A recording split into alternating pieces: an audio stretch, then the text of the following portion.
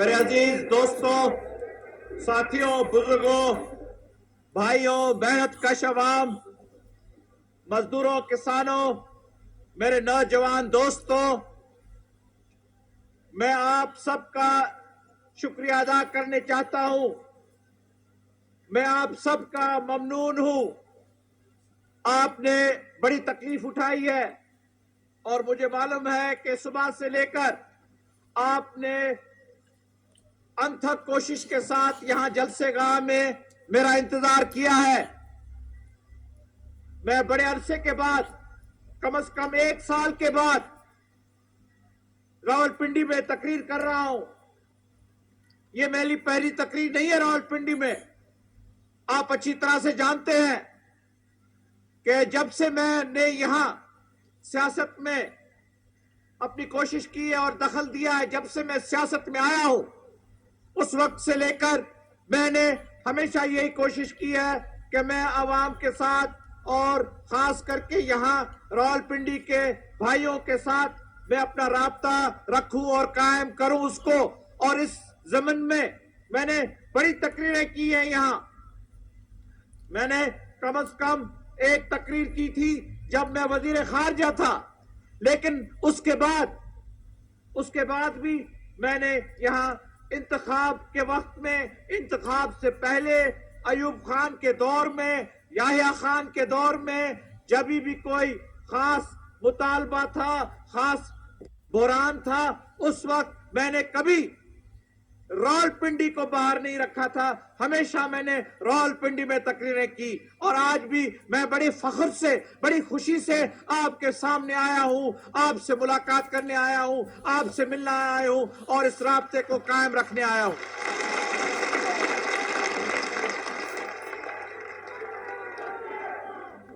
آپ ہمیشہ مجھ پر مہربان رہیں، آپ ہمیشہ میری جماعت پر مہربان رہیں، دکھ میں، سکھ میں، غم میں، خوشی میں، پریشانی میں آپ نے ہمیشہ ہمارا ساتھ دیا ہے۔ مجھے الفاظ نہیں مل رہے ہیں کہ میں کیسا آپ کا شکریہ ادا کروں۔ لوگ پروپیگنڈا کرتے ہیں، لوگ غلط باتیں سناتے ہیں، لوگ جھوٹی جھوٹی باتیں کرتے ہیں، اس کے باوجود آپ نے ہماری حمایت کی ہے۔ میں آپ کو کہنا چاہتا ہوں، کبھی کبھی تو میں خود سوچتا ہوں کہ یہ کیسے ہے،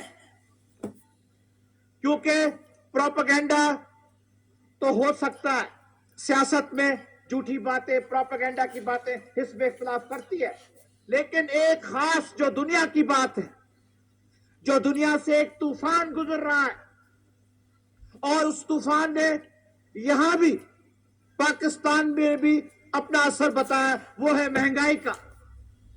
اس وقت میں، اس دور میں، نہ میرے دور میں نہیں، دنیا کے دور میں، یہ میں دنیا کی بات کر رہا ہوں، یہ نہیں کہ ہماری فیل سے، کہ ہماری غلطیوں سے، نہیں تو ہماری کوششوں سے، نہیں تو ہماری غلط فہمیوں سے، یہ جو دنیا کے آج کل موجودہ صورتحال ہے کہ مہنگائی، ہر چیز کی مہنگائی بڑھ گئی ہے۔ میں آپ کو بتانا چاہتا ہوں کہ ساری دنیا میں ایسا کوئی ملک نہیں ہے، کوئی جگہ نہیں ہے، کوئی لوگ نہیں ہے جہاں انہیں اس پریشانی کا درپیش وہ نہ ہوئے ہیں۔ یہ دشواری جو ہے یہ سب پر مبتلا ہے، سب پکڑے ہوئے ہیں اس بات میں۔ ایک زمانہ تھا پہلی جنگ عظیم کے وقت میں اور اس کے بعد کہ ہر چیز کی قیمت گر گئی تھی، ہر چیز کی قیمت گر گئی تھی۔ اب وہ دور ہے جب ہر ایک چیز کی قیمت بڑھ گئی ہے، اور اگر میں آپ کو کہوں کہ یہ صرف پاکستان میں ہوا ہے تو آپ کہہ سکتے ہیں کہ یہ آپ کی غلطی ہے، یہ آپ کی کوتاہی ہے، آپ نے کیوں اس چیز کی قیمت کو بڑھایا۔ لیکن فیصلے جو ہمارے ہاتھ میں ہیں، جس پر ہمارا کنٹرول ہے، اس کا آپ ہمیں مجرم بنا سکتے ہیں، ہمیں آپ پوچھ سکتے ہیں، ہمیں آپ گریبان سے پکڑ کے آپ پوچھ سکتے ہیں کہ بتائیے کہ یہ غلط فیصلہ کیسے ہوا. لیکن جناب میرے بھائیوں ساتھیوں، آپ نے بہت باتیں سنی ہے، ہر روز آپ بات سن رہے ہیں، ہر بازار میں، ہر گلی میں، ہر دکان میں جناب مہنگائی بڑھ گئی ہے، مہنگائی بڑھ گئی. لیکن کیا اس حکومت نے بڑھائی ہے؟ کہ جیسے ہوا ہے، جیسے موسم ہے، کہ یہ ایک دنیا کی موسم، ساری دنیا اس موسم کو دیکھ رہی ہے، ساری دنیا اس دور کو دیکھ رہی ہے. اب پاکستان، آپ جانتے ہیں کہ پاکستان خود کفیل نہیں ہے. یہ بھی ہمارا قصور نہیں ہے کہ اگر ہم خود کفیل نہیں ہے، اگر فولاد کا، اگر لوہے کا کارخانہ پاکستان میں نہیں ہے، اور اگر ہم اپنے کارخانے نہیں بنا سکتے ہیں، ہر چیز اگر ہمیں باہر سے منگانی پڑتی ہے، تو اس میں اس حکومت کی غلطی نہیں ہے. 25 برس میں کیوں نہیں فولاد کے کارخانے کو انتظام کیا گیا؟ کیونکہ یہ تو ایک بنیادی بات ہے. ملک کی آزادی ہوتی ہے، آزادی کے ساتھ اس قسم کے اہتمام ہوتے ہیں، اس قسم کا بندوبست ہوتا ہے کہ فوراً آزادی کے بعد وہ فولاد کے کارخانے بناتے ہیں. آپ ہندوستان کو دیکھ لیں، ہندوستان کی آزادی سے پہلے ٹاٹا نگر میں، بہار کے کلکتے کے قریب ٹاٹا نگر میں فولاد کے کارخانے تھے. وہ تو ان کی آزادی سے پہلے، انگریزوں کے دور میں. بعد میں آزاد بنے تو 2-3 اور فولاد کے کارخانے انہوں نے بنائے. کیونکہ اگر آپ اپنے کارخانے نہیں بنائیں گے، اگر آپ اپنی چیزیں ملک میں نہیں بنائیں گے، اور اگر ہر چیز باہر سے آنی پڑے گی، اگر سائیکل بنتی ہے تو وہاں اس کی اسمبلی ہوتی پاکستان میں، لیکن باہر سے مال آتا ہے، موٹر کا، کارخانے کا، ہر چیز کا. میں آپ کو بتاؤں کہ ہماری اقتصادیت اتنی خراب، اتنی غلط تھی کہ ہمیں ہر چیز باہر سے منگانی پڑی. اب دنیا کی ہر چیز کی قیمت بڑھ گئی ہے، ہر چیز کی قیمت بڑھ گئی ہے. اس سلسلے میں ہم کیا کریں کہ اگر انہوں نے اپنی ہر بات کی، ہر چیز کی، ہر نقصے کی، ہر پرزے کی انہوں نے قیمت بڑھا رکھی ہے. ایک تو یہ وجوہات ہے کہ کیوں قیمتیں بڑھی ہیں، کیوں مہنگائی ہے. لیکن اب آپ دیکھتے ہیں کہ 30 دسمبر کو 10 دن کے اندر میں فولاد کے کارخانے جو ہمارا کراچی میں بن رہا ہے 20 لاکھ کا، جہاں 20 لاکھ ٹن فولاد بنے گا کارخانے کا، اس کی جو کام تعمیری کام ہونے والا ہے، اس کا بنیاد میں 30 تاریخ کو رکھنے والا ہوں. 2 سال کے اندر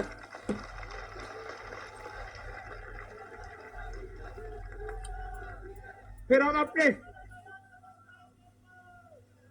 اپنے کارخانے بنا سکیں گے. بیٹھ جائے بھائی، بیٹھے. پھر ہم اپنے کارخانے بنا لگیں گے. پھر ہم اپنے کارخانے بنائیں گے. پھر باہر سے چیزوں کی ضرورت نہیں ہوگی. ایک تو بات یہ ہے کہ دنیا میں آپ دیکھیں، انگلستان سے لے کر، یورپ سے لے کر، روس سے لے کر، امریکہ سے لے کر، ہر چیز کی قیمت بڑھ گئی ہے. اس لیے اس کا اثر ہم متاثر ہوئے ہیں اس کا. یہ نہیں کہ ہم نے خود بڑھائی ہے ان چیزوں کی قیمت. میں آپ کو ذمہ داری سے کہنا چاہتا ہوں کہ اگر ہم سے اس بات میں غلطی ہو جاتی تو میں کہتا کہ میں لائق نہیں ہوں حکومت چلانے کے لیے. میں آپ کو پھر کہتا کہ میں ناکامیاب رہا ہوں. لیکن جب میرے ہاتھ میں بات نہیں ہے، جب میری حکومت کے ہاتھ میں بات نہیں ہے، جب یہ دنیا کا اثر ہے، جب یہ دنیا کا دور ہے، جب ساری دنیا جیسے میں نے کہا متاثر ہے اس مہنگائی کا، تو میں اس سلسلے میں کیا کہوں؟ آپ لے لیں عربستان اور یہود اسرائیل کی جو لڑائی ہوئی ہے. اب اس لڑائی کے بعد تیل کی قیمت بڑھ گئی ہے.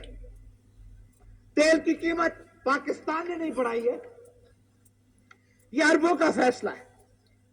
اور ہم نے کہا ہے کہ عربوں کے فیصلے کا ہم خیر مقدم کریں گے. ہم نے کہا ہے کہ جو فیصلہ عرب کریں اس کا ہم خیر مقدم کریں گے. جب ہم عربوں کے فیصلے کا خیر مقدم کرتے ہیں، جب ہم کہتے ہیں کہ ہم ان کی مدد کریں گے، ہم ان کے لیے قربانیاں کریں گے، تو یہ ان کا فیصلہ ہے. اور انہوں نے دنیا کو 3 درجوں میں تقسیم کیا ہے۔ ایک دوستوں کی حیثیت جو رکھتے ہیں، دوسری جو غیر جانبدار ہیں، تیسرے جو دشمن ہیں۔ اب ہمیں انہوں نے اپنی دوستوں کے درجے میں تقسیم کیا ہے، لیکن اس کے باوجود دوستوں کے دوستوں کے جو درجہ ہے وہاں بھی قیمت بڑھی ہے، سب سے کم۔ اب اس فیصلے کے بعد ہمیں اب جہاں ہم پیسے پہلے تیل کے دیتے تھے، کم از کم ہمیں 100 کروڑ روپے زیادہ دینے پڑیں گے۔ 100 کروڑ روپے، وہ بھی دوستوں کے درجے میں رہ کر۔ خدا نے خواستہ اگر ہم غیر جانبدار میں اگر ہمیں رکھتے تو 300 کروڑ ہمیں دینے پڑتے، اگر دشمنوں کے درجے میں رکھتے تو 700 کروڑ ہمیں دینے پڑتے۔ کہاں سے لاتے اگر ہم 700 کروڑ، نہیں تو 300 کروڑ اور 100 کروڑ، جب سالانہ آمدنی 900 کروڑ ہے ملک کی۔ جس قوم کی سالانہ آمدنی 900 کروڑ ہے تو وہ کہاں سے 100 کروڑ بھی ایک بڑی چیز ہے، کوئی معمولی چیز نہیں ہے۔ لیکن اگر 300 نہیں تو 700 ہوتے تو کہاں بٹھا بیٹھ جاتا، اقتصادیت نہ چلتی، کام نہیں چلتا۔ اب اس میں ہمارا کون سا قصور ہے؟ اس میں ہم سے کون سی غلطی ہوئی؟ تو جناب آپ لوگ اب جانتے ہیں، سیاسی شعور ہے آپ میں۔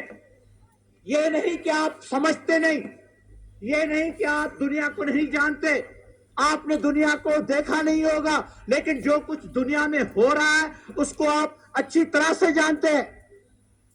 ایک طرف سے اگر مشرق وسطیٰ میں جنگ ہوتی ہے اور ہمارے دوست، دشمن بھی نہیں، ہمارے دوست کوئی فیصلہ کرتے ہیں اور کہتے ہیں کہ شاید مشرق وسطیٰ کا مسئلہ اسی صورت سے حل ہو سکتا ہے، تو ہم کیسی اس کی مخالفت کر سکتے ہیں؟ ہم نہیں مخالفت کر سکتے۔ لیکن اگر پھر تیل کی قیمت بڑھتی ہے، اگر پھر اس کے ساتھ بس کی کچھ قیمت بڑھتی ہے، اگر کوئی ٹیکسی کی قیمت بڑھتی ہے، اگر کوئی رکشہ کی قیمت بڑھتی ہے، تو اس میں اس غریب حکومت کا کون سا قصور ہے؟ ہم نے کون سا غریبوں کے سرمایہ لے کر اور اس قیمت کو بڑھایا؟ ہم نے کون سا غریبوں کا خون پی کر اور اس قیمت کو بڑھایا؟ یہ تو جناب ہے دنیا کی حالت، یہ ہمارے کنٹرول کی بات نہیں ہے۔ کیونکہ میں نے کہا صاف آؤ، سیدھی بات کرو، مہنگائی کی بات کرو، کیونکہ میں یہ نہیں دیکھتا ہوں، کیونکہ میں حکومت میں ہوں، اس لیے میں آپ سے جو باتیں جو آپ کو ناپسند ہے ان کو میں چھپاؤں اور میں صرف نعرے لگاؤں اور آپ سے وہ باتیں کروں جو آپ کو پسند آئے۔ نہیں، مجھ میں کوئی فرق نہیں ہے، کیونکہ آپ میں کوئی فرق نہیں ہے۔ میں ہوں یہاں کھڑا ہوں، میں کھڑا ہوں، میں آپ کے ساتھ ہوں۔ آپ مجھے ہمیشہ پوچھ سکتے ہیں کہ دیکھیے ہم نے تم میں اعتماد رکھا تھا، ہم نے تمہیں کامیاب کیا، تم ہمارے لیے کیا کر رہے ہو؟ میں راجہ بازار میں بھی آ کے بیٹھا ہوں، میں پھر بھی آ کے راجہ بازار میں بیٹھ سکتا ہوں، پھر بھی آپ کے ساتھ آ کے بات کر سکتا ہوں۔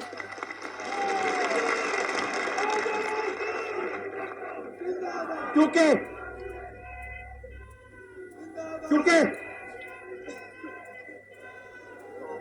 اللہ تعالیٰ، میرے دوستوں، کیونکہ میں کیوں آپ کے ساتھ بیٹھ سکتا ہوں، کیوں آپ کے سامنے میں اپنی پیشی دے سکتا ہوں؟ کیونکہ اللہ تعالیٰ میرا ضامن ہے، اللہ تعالیٰ میرا ضامن ہے کہ مجھ سے ایسی کوئی بات نہیں ہوئی ہے، مجھ سے ایسا کوئی فیصلہ نہیں ہوا ہے جو میں نے اپنے قوم کے خلاف کیا ہے، مجھ سے ایسی کوئی غلطی نہیں ہوئی ہے۔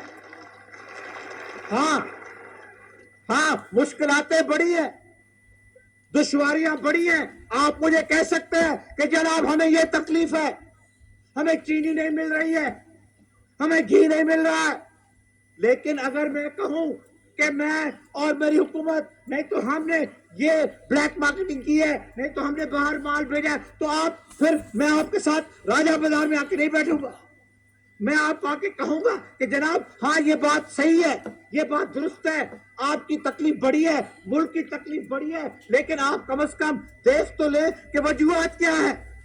اور اس میں اگر اس گناہگار کا قصور ہے، میں نہیں کہتا ہوں کہ مجھ سے غلطیاں نہیں ہوئی ہیں، میں انسان ہوں، انسان سے غلطیاں ہوتی ہیں، میں مانتا ہوں، میں کہتا ہوں کہ یہ اس 2 سال کے عرصے میں غلطیاں بھی ہوئی ہوں گی، کہ لیکن مجھے آپ بتائیں کہ کوئی ایسی خاص بات، ایسی کوئی ٹھوس بات جس میں اس حکومت سے غلطی ہوئی ہوگی، تو میں کہوں گا کہ میرا جرم ہے، میں کہوں گا پھر آپ انصاف کریں، میں کہوں گا کہ جو سزا آپ دینے چاہتے ہیں وہ سزا مجھے آپ دیں، لیکن جناب اس 2 سال کے عرصے میں، اس 2 سال کے عرصے میں آپ مجھ سے پوچھیں، آپ میری ذات سے پوچھیں کہ کیا کیا مشکلاتیں ہمیں دیکھنی پڑی ہے، اقتصادیت، سماجی اور سیاسی، بین الاقوامی، ہر قسم کی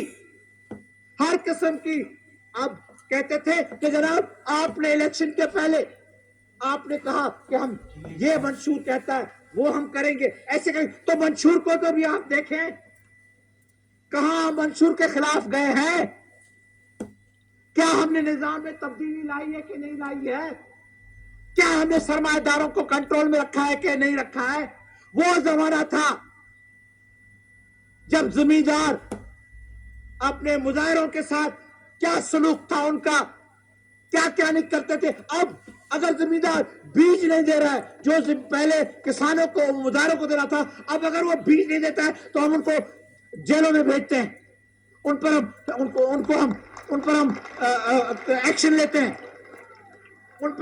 لیتے ہیں، ہم نے جناب تبدیلی لائی ہے، ہم نے نظام میں تبدیلی لائی ہے، یہ میں نہیں کہہ رہا ہوں اب 2 سال کے بعد کہ ہم لائیں گے، پہلے میں آپ کو کہتا تھا کہ ہم لائیں گے انشاءاللہ تعالی، میں کہتا تھا آپ کو، اب میں آپ کو یہ دعویٰ سے کہہ سکتا ہوں کہ تبدیلی آئی ہے، اور آپ دیکھیں گے اس کے نتائج ہونے والے ہیں، کیا آپ نہیں کہہ سکتے کہ مزدوروں کی زندگی میں تبدیلی لائی ہے، آئی ہے مزدوروں کی زندگی میں تبدیلی، کوئی نہیں انکار کر سکتا ہے، اور مجھے معلوم ہے کہ پروپیگنڈا ہوتا ہے، غلط چیزیں کہی جاتی ہیں، لیکن جو مزدور ہیں جو دیکھ رہے ہیں، ہاں مہنگائی ہے، میں کہتا ہوں مہنگائی اس پر لیکن مہنگائی کے علاوہ اور اس پر بھی انشاءاللہ تعالیٰ آپ دیکھیں گے کہ دنیا کی صورتحال یہ نہیں رہے گی ہمیشہ کے لیے، اس میں بھی فرق آئے گا، لیکن ایک تو دنیا کی صورتحال ہے، دوسرا مشرقی پاکستان علیحدہ ہو چکا ہے، اس کے نتائج بھی ہیں، سکے کی قیمت گر گئی تھی، سکے کی قیمت میں نے نہیں گرائی تھی، سکے کی قیمت بذات خود گر گئی تھی، اس سکے کی قیمت کا گرنا، اس مشرقی پاکستان کا علیحدہ ہونا، دنیا کی صورتحال، اقتصادیت تباہ ہو چکی تھی، 2 سال جب میں نے اس عہدے کو سنبھالا، اس وقت میرے ساتھی مجھے کہتے تھے کہ کیسے چلاؤ گے، چلانے کے لیے کچھ چیز رہ جاتی ہے، یہاں کیا چیز رہ گئی ہے کہ تم چلاؤ گے، کیونکہ آخر کچھ چیز تو رہ جاتی ہے، یہاں کچھ چیز ہی نہیں رہ گئی ہے، ملک کو شکست ملی ہے، جنگ میں شکست، 90,000 تقریباً 1 لاکھ جنگی قیدی ہندوستان کے ہاتھوں میں، 5,000 میل کا رقبہ دشمنوں کے ہاتھوں میں، سیالکوٹ میں اور تھرپارکر میں، اور اقتصادیت کی تباہی، اس ملک میں دستور ہی نہیں تھا، دستور بھی نہیں، تو پھر کہتے ہیں کہ بھٹو تو ڈکٹیٹر ہے، بھٹو تو ظالم ہے، ہر نقص بھٹو میں ہے، ہر چیز، ہر غلطی جو ہوتی ہے وہ میں اس کا ذمہ دار ہوں، میں اپنے آپ سے وعدے کیے تھے، اسی میدان، اسی سرزمین سے، اسی جلسے گاہ سے میں نے آپ کو کہا تھا کہ جمہوریت کے لیے ہم جدوجہد کریں گے، تو دیکھ لیجئے اب کچھ بھی کہیں، جس ملک نے 25 برس میں اپنا آئین نہیں بنایا، جس ملک نے 25 برس کی کوشش کے باوجود آئین نہیں بنا سکے، اس حد تک کہ ایوب خان نے کہا کہ اس قوم سے آئین نہیں بن سکے گا، اس لیے میں اپنا آئین دیتا ہوں. اور یحییٰ خان نے بھی کہا کہ میں نے بڑی کوشش کی کہ اسمبلی یعنی عوام آئین بنائے. آئین عوام نہیں بنا سکتے, میں اپنا آئین دوں گا. میں نے کب آپ کو کہا کہ میں اپنا آئین دوں گا؟ میں نے کہا کہ دستور بنائیں گے, اور دستور 2 سال کے اندر, جہاں ایک دستور 25 برس میں نہیں بن سکا, یہاں 2 سال کے اندر 2 دستور. ایک عبوری دستور, وہ بھی میرا بنا ہوا عبوری دستور نہیں تھا, وہ بھی اسمبلی نے, قومی اسمبلی کا بنا ہوا عبوری دستور تھا. عبوری دستور, اس کے بعد مکمل دستور. مکمل دستور وہ بھی قومی اسمبلی کا بنا ہوا. اور کون سا دستور؟ وہ دستور جو اسلامی, وہ دستور جو وفاقی, وہ دستور جس میں جمہوریت کی حفاظت, جمہوریت کی سلامت. جناب, اور میں کیا کروں جمہوریت کے لیے؟ اور کون سی خدمات ہم جمہوریت کے لیے کر سکتے ہیں؟ کون کہتا ہے کہ جمہوریت کے وعدے ہم نے پورے نہ کیے؟ جمہوریت کے علاوہ آپ کو معلوم ہے کہ ہم نے کہا تھا کہ اسلامی نظام, تو دستور کو آپ دیکھیں, ہر جماعت, ہر سیاسی جماعت جس کی اسمبلی میں رکنیت ہے, انہوں نے سب نے کہا ہے, سب نے قبول کیا, سب نے دستخط کر کے کہا کہ یہ دستور جو ہے اسلامی دستور ہے. تو اسلامی دستور بھی آپ کو بنا کے دے. اسلام